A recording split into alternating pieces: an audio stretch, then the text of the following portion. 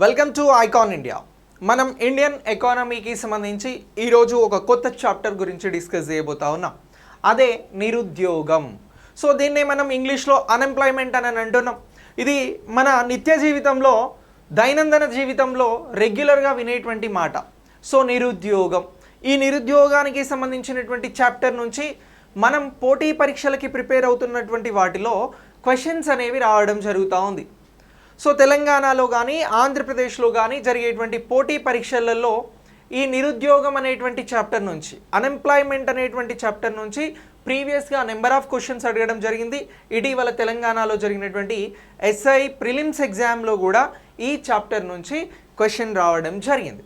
మరి అలాగే ఫ్యూచర్లో జరగనున్నటువంటి గ్రూప్స్ కానీ ఇతర పోటీ పరీక్షలకి సంబంధించి ఈ చాప్టర్ అనేది ప్రాధాన్యత కలిగి ఉంది. టీఎస్పీఎస్సీకి సంబంధించి, ఏపీపీఎస్సీకి సంబంధించినటువంటి సిలబస్లో ఈ టాపిక్ని మెన్షన్ చేస్తున్నారు. కాబట్టి నిరుద్యోగం అనేటువంటి చాప్టర్ గురించి, అన్ఎంప్లాయ్మెంట్ గురించి మనం నేర్చుకోవాల్సి ఉంటుంది. సో ఏమంటున్నాం? నిరుద్యోగం అని అంటున్నాం. సో ఈ నిరుద్యోగానికి సంబంధించినటువంటి చాప్టర్ ద్వారా మనకు ఎగ్జామ్లో క్వశ్చన్స్ అనేవి వస్తున్నాయి. సో కాబట్టి ఈ అన్ఎంప్లాయ్మెంట్ గురించి మనం నేర్చుకోవాల్సి ఉంటుంది. సో అందులో భాగంగా ఈ చాప్టర్ని మనం ఈరోజు డిస్కస్ చేయబోతా ఉన్నాం.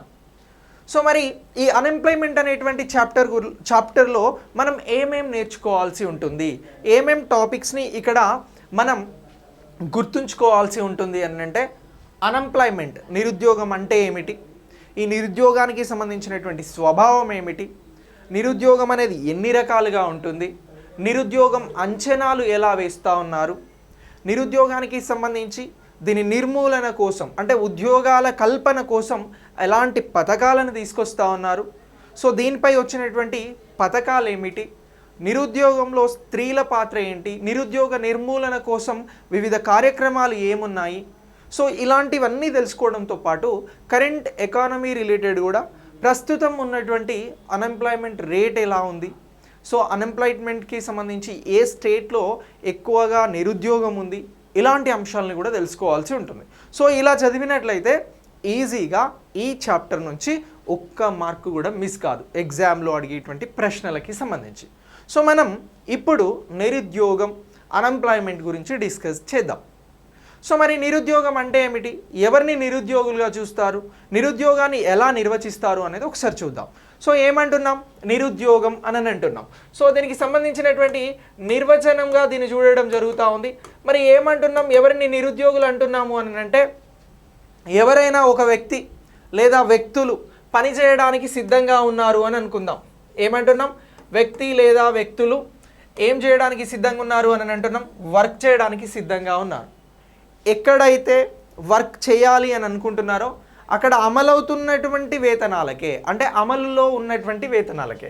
ఫర్ ఎగ్జాంపుల్ 10,000 ఇస్తాము అని చెప్పేసి చెప్తా ఉన్నారు. అక్కడ మేము పనిచేసేందుకు సిద్ధంగా ఉన్నామని ఈ పర్సన్ చెప్పాడు. ఇతనికి పనిచేసేటువంటి శక్తి సామర్థ్యాలు కూడా ఉన్నాయి. ఏమంటున్నాం? ఇతనికి శక్తి సామర్థ్యాలు కూడా ఉన్నాయి అని చెప్పేసి మాట్లాడుతూ ఉన్నాం. మరి ఈ శక్తి సామర్థ్యాలు ఉన్నప్పటికీ కూడా ఇతను పనిచేయాలనేటువంటి కోరికతో ఉండి, సో ఈ శక్తి సామర్థ్యాలు ఉన్నప్పటికీ ఇతనికి పని లభించకపోతే అతన్ని ఏమంటున్నాము అని అంటే నిరుద్యోగి అని అంటున్నాం. సింపుల్గా ఏమని నిర్వచిస్తూ ఉన్నామనంటే, అమల్లో ఉన్నటువంటి వేతనానికి పని చేయడానికి సిద్ధంగా ఉండి, అంటే పని చేయాలన్న కోరిక కలిగి ఉండి, పని చేసేటువంటి శక్తి సామర్థ్యాలు ఉన్నప్పటికీ పని లభించనట్లయితే అతను నిరుద్యోగిగా గుర్తించడం జరుగుతూ ఉంది. సో నిరుద్యోగానికి సంబంధించినటువంటి నిర్వచనాన్ని ఇలా చెప్పడం జరుగుతూ ఉంది. మరి పని చేయాలనుకుంటున్నాడు, పని చేయడానికి సిద్ధంగా ఉన్నాడు, అమల్లో ఉన్నటువంటి వేతనానికే పని చేయాలనుకుంటున్నాడు, పని చేయాల్సినటువంటి శక్తి సామర్థ్యాలు కూడా తనకు ఉన్నాయి, అయినా ఉద్యోగం లభించడం లేదు, పని లభించడం లేదు, ఉపాధి లభించడం లేదు. సో ఇలా లభించినటువంటి స్థితినే మనం ఏమంటున్నాము అని అంటే నిరుద్యోగం అని చెప్పేసి అంటా ఉన్నాం. సో మరి ఈ నిరుద్యోగానికి సంబంధించి నిరుద్యోగిత రేటు ఎంత ఉంది అనేది అప్పుడప్పుడు మనం జనరల్స్ కానీ పేపర్లు కానీ ఇలాంటి వాటిల్లో చూస్తూ ఉంటాం. సో మరి మన భారతదేశ నిరుద్యోగిత గురించి మాట్లాడుతూ ఉంటాం. కరోనా లాంటి సిచ్యువేషన్లో ప్రపంచంలో ఉన్నటువంటి నిరుద్యోగిత స్థాయి గురించి మాట్లాడినాం. రాష్ట్రాల వారీగా కూడా ఉపాధి లభించడం లేదు, నిరుద్యోగిత పెరుగుతుంది అని చెప్పేసి మాట్లాడుతూ ఉంటాం. మరి ఈ నిరుద్యోగితను ఎలా అంచనా వేస్తారు, నిరుద్యోగిత రేట్ అనేది ఎలా వస్తుంది అనేది కూడా మనం చాలా స్పష్టంగా తెలుసుకోవాల్సి ఉంటుంది. సో ప్రీవియస్గా ఈ నిరుద్యోగం నిర్వచనం అనేది కాకుండా నిరుద్యోగానికి సంబంధించినటువంటి రేటు, నిరుద్యోగానికి సంబంధించిన రేటును కనుగొనేటువంటి విషయాలలో ఎగ్జామ్లో క్వశ్చన్స్ రావడం జరిగింది. సో ఇప్పుడు ఏమంటున్నాము అని అంటే నిరుద్యోగిత రేటును కనుక్కోనాలి, నిరుద్యోగిత గురించి కనుక్కోనాలి అని అంటే మనం మరొక 2 అంశాల గురించి తెలుసుకోవాల్సి ఉంటుంది. అందులో ఒకటి ఏంటి అని అంటే లేబర్ ఫోర్స్ అని చెప్పేసి అంటా ఉన్నాం. ఏమంటున్నాం? Labour force. సో ఈ లేబర్ ఫోర్స్ అంటే ఏమిటి? సో ఈ లేబర్ ఫోర్స్ గురించి తెలుసుకుంటే ఆ తర్వాత మనం వర్క్ ఫోర్స్ గురించి తెలుసుకోవాల్సి ఉంటుంది. ఏమంటున్నాం? లేబర్ ఫోర్స్ తెలుసుకున్న తర్వాత మనం వర్క్ ఫోర్స్ గురించి తెలుసుకోవాల్సి ఉంటుంది. మరి వర్క్ ఫోర్స్ అంటే ఏమిటి? ఈ రెండింటి గురించి ఇప్పుడు ఒకసారి తెలుసుకుందాం. తెలుసుకుంటే మనకు నిరుద్యోగిత రేటు లాంటి అంశాలపైన ఒక స్పష్టత వచ్చే అవకాశం ఉంటుంది. సో ఫస్ట్ ఏమంటున్నాము అని అంటే మనం లేబర్ ఫోర్స్ అని అంటున్నాం. లేబర్ ఫోర్స్ అంటే ఏమిటి అని అంటే లేబర్ ఫోర్స్ గురించి ఏదైతే ఇంటర్నేషనల్ లేబర్ ఆర్గనైజేషన్, ప్రపంచ కార్మిక సంస్థ, ఏమంటున్నాం? ILO, దీన్నే మనం ఇంటర్నేషనల్ లేబర్ ఆర్గనైజేషన్ అని అంటున్నాం. ఇది 1919 మొదటి ప్రపంచ యుద్ధం తర్వాత స్థాపించడం జరిగింది. ఇది ఒక నిర్వచనాన్ని ఇవ్వడం జరిగింది. ఎవరిచ్చిర్రు అని అంటున్నాం? ఇంటర్నేషనల్ లేబర్ ఆర్గనైజేషన్ అనేది ఒక నిర్వచనాన్ని ఇచ్చింది. దేనికి సంబంధించి నిర్వచనం ఇచ్చింది అని అంటే, దేనికి సంబంధించి చెప్పింది అని అంటే లేబర్ ఫోర్స్కి సంబంధించి చెప్పడం జరిగింది. ఎవరు లేబర్ ఫోర్స్? పనిచేసే శక్తిని కలిగి ఉండేది ఎవరు అని చెప్పేసి ఇది చెప్పడం జరిగింది. ఎవరు? ILO, ఇంటర్నేషనల్ లేబర్ ఆర్గనైజేషన్, ప్రపంచ కార్మిక సంస్థ. ఈ సంస్థ ఏం చెప్పింది అని అంటే ఏదైతే 15 సంవత్సరాల నుంచి 15 ఇయర్స్ నుంచి 65 ఇయర్స్ మధ్యన వయస్సు కలిగినటువంటి వారు ఎవరైతే ఉన్నారో వీరందరూ కూడా లేబర్ ఫోర్స్గా పరిగణించబడతారు అని చెప్పింది. ఏమని చెప్పింది?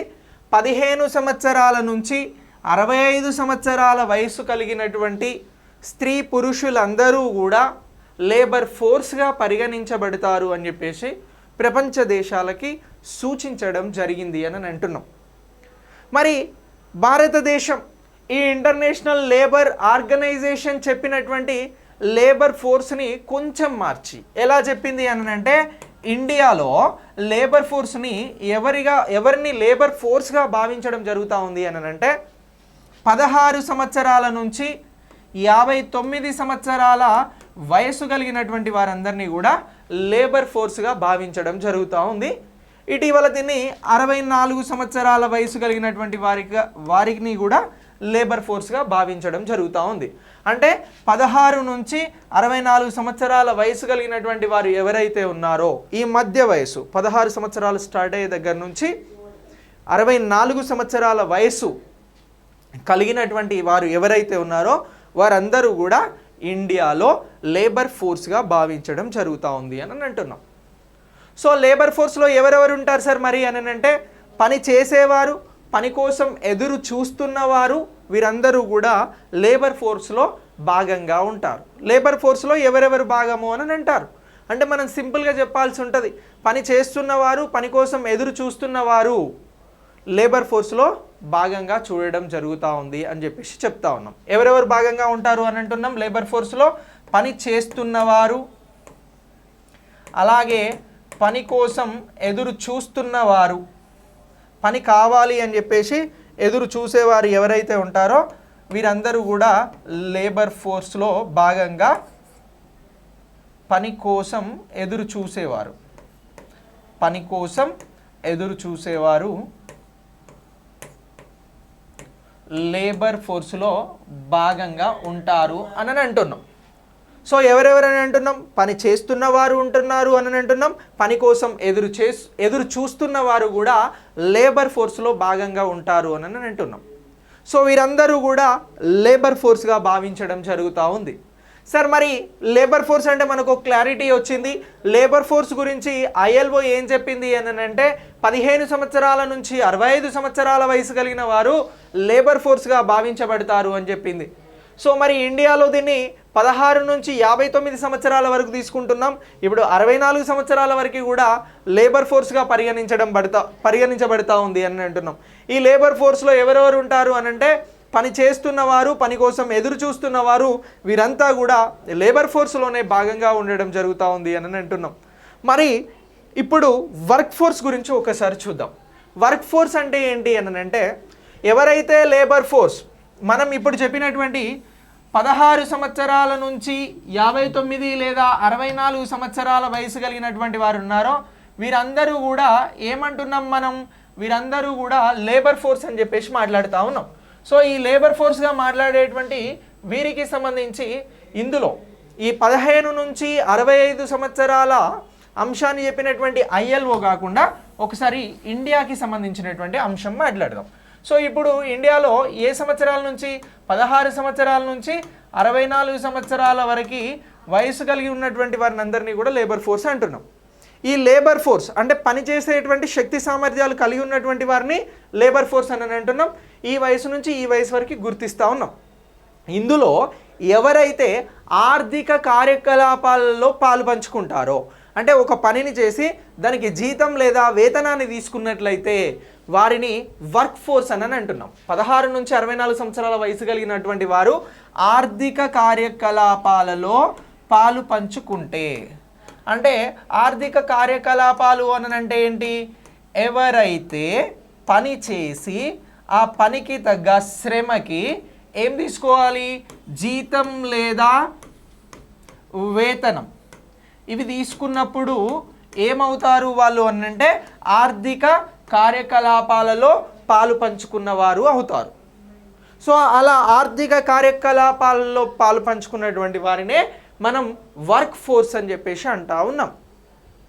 ఎవరిని అంటా ఉన్నాం, ఆర్థిక కార్యకలాపాల్లో పాలు పంచుకున్నటువంటి వారిని వర్క్ ఫోర్స్ అని చెప్పేసి అంటా ఉన్నాం. సో ఇలా మనకి లేబర్ ఫోర్స్, వర్క్ ఫోర్స్ అనేది తెలిసింది. సో మరి ఇప్పుడు అన్ఎంప్లాయిడ్ పర్సన్స్ని తెలుసుకోవడం ఎలా, ఎవరు నిరుద్యోగులు అనేది తెలుసుకోవడం ఎలా అని అంటే వెరీ సింపుల్. ఇక్కడ ఉన్నటువంటి లేబర్ ఫోర్స్ నుంచి వర్క్ ఫోర్స్ని తీసేస్తే మనకు ఎవరు వస్తారు అని అంటే అన్ఎంప్లాయిడ్ పర్సన్స్ వస్తారు. ఎక్కడి నుంచి ఎవరిని తీసేయాలి అని అంటున్నాం, లేబర్ ఫోర్స్ నుంచి మైనస్ వర్క్ ఫోర్స్ తీసివేస్తే ఏమొస్తుంది అని అంటున్నాం, అన్ఎంప్లాయ్మెంట్ అనేది వస్తుంది. ఏమొస్తుంది, అన్ఎంప్లాయ్మెంట్ అనేది రావడం జరుగుతుంది. నిరుద్యోగిత అనేది రావడం జరుగుతూ ఉంది. మరి లేబర్ ఫోర్స్ అనేది ఎలా వస్తుంది అని అంటే ఇగో ఈ రెండింటిని కలిపితే వస్తుంది. దేన్ని వర్క్ ఫోర్స్ ప్లస్ అన్ఎంప్లాయ్మెంట్ని కలిపితే ఏమొస్తుంది అని అంటే లేబర్ ఫోర్స్ అనేది రావడం జరుగుతూ ఉంది. సో మనకు లేబర్ ఫోర్స్ కావాలి అని అంటే వర్క్ ఫోర్స్ ప్లస్ అన్ఎంప్లాయీస్ని కలిపితే లేబర్ ఫోర్స్ వస్తుంది. మనకి అన్ఎంప్లాయ్మెంట్ అనేది రావాలి అని అంటే లేబర్ ఫోర్స్ నుంచి వర్క్ ఫోర్స్ని తీసేస్తే అన్ఎంప్లాయ్మెంట్ అనేది వస్తుంది, నిరుద్యోగిత అనేది వస్తుంది అని అంటున్నాం. మరి ఇప్పుడు మనకు నిరుద్యోగిత రేటు అనేది కావాలి. నిరుద్యోగిత రేటు గురించి మనం జనరల్గా అప్డేట్స్ చూస్తూ ఉంటాం. సరే మరి నిరుద్యోగిత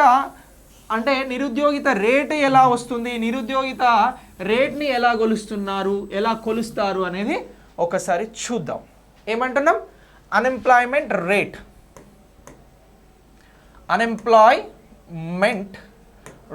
అని చెప్పేసి మాట్లాడుతూ ఉన్నాం. సో ఇప్పుడు ఈ అన్ఎంప్లాయ్మెంట్ రేట్ ఎలా వస్తుంది మనకి అనేది ఒకసారి చూద్దాం.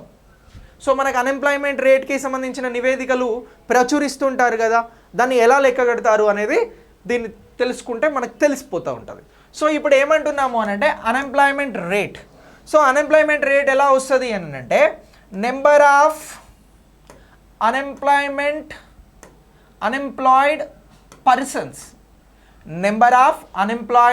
Unemployed persons divided by labour force అని చెప్పేసి మాట్లాడుతూ ఉన్నాం.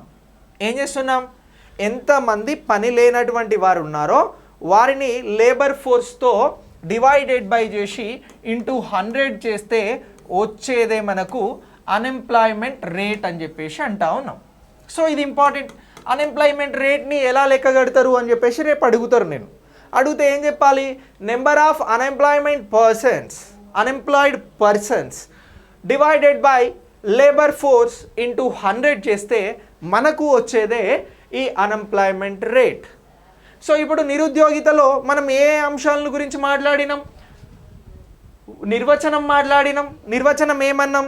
ఎవరైతే ఉద్యోగం చేయాలనేటువంటి కోరిక కలిగి ఉండి అమల్లో ఉన్నటువంటి జీతాలకు పనిచేసేందుకు సిద్ధంగా ఉండి శక్తి సామర్థ్యాలు కలిగి ఉన్నప్పటికీ పని లభించకపోతే వారిని నిరుద్యోగులుగా గుర్తించినాం. మరి ఈ నిరుద్యోగులకి సంబంధించి లేబర్ ఫోర్స్ అన్నాం, అలాగే వర్క్ ఫోర్స్ అన్నాం. లేబర్ ఫోర్స్ అని అంటే ఒక నిర్దిష్ట వయసు నుంచి మరొక వయసు వరకు నిర్దిష్ట వయసు మధ్యన ఉన్నటువంటి వారిని అందరినీ కూడా లేబర్ ఫోర్స్గా గుర్తించడం జరుగుతూ ఉంది. దీనికి ILO ఒక రకంగా నిర్వచనాన్ని ఇస్తే ఇండియా మరొక వయసుతో ఆ ప్రామాణికతను పాటిస్తూ ఉంది. సో ఇప్పుడు లేబర్ ఫోర్స్ నుంచి మనం వర్క్ ఫోర్స్ని తీసివేస్తే మనకు వస్తున్నటువంటిది ఏంటి అని అంటే, ఏదైతే అన్ఎంప్లాయ్మెంట్ ఉందో దీనికి సంబంధించి లేబర్ ఫోర్స్ నుంచి వర్క్ ఫోర్స్ని తీసేస్తే మనకు అన్ఎంప్లాయ్మెంట్ వస్తుంది. లేబర్ ఫోర్స్ రావాలి అని అంటే వర్క్ ఫోర్స్ ప్లస్ అన్ఎంప్లాయ్మెంట్ని కలిపితే లేబర్ ఫోర్స్ వస్తూ ఉంది. అలాగే వర్క్ ఫోర్స్ అంటే ఏంటి? లేబర్ ఫోర్స్లో ఉన్నటువంటి అందరికీ పని లభించదు కాబట్టి పని లభించే వారు ఎవరైతే ఉన్నారో వారు ఆర్థిక కార్యకలాపాలలో పాల్పంచుకుంటున్నారో వారిని మనం వర్క్ ఫోర్స్గా భావించడం జరుగుతూ ఉంది. సో అలాగే ఇప్పుడు అన్ఎంప్లాయ్మెంట్ రేట్ కావాలి అని అనుకుంటే number of unemployed persons divided by labour force into 100 అని చెప్పేసి చూస్తూ ఉన్నాం. ఇలా చూడడం వల్ల ఏమొస్తుంది మనకి అని అంటే అన్ఎంప్లాయ్మెంట్ రేట్ వస్తూ ఉంది. ఈ అన్ఎంప్లాయ్మెంట్ రేట్నే ఇండియాలో కానీ ప్రపంచంలో కానీ రాష్ట్రాలలో కానీ ప్రచురించడం జరుగుతూ ఉంది. సో ఇలా మనం ఈ నిరుద్యోగిత అనేటువంటి చాప్టర్లో ప్రతి అంశాన్ని నేర్చుకోవాల్సి ఉంటుంది. Thanks for watching.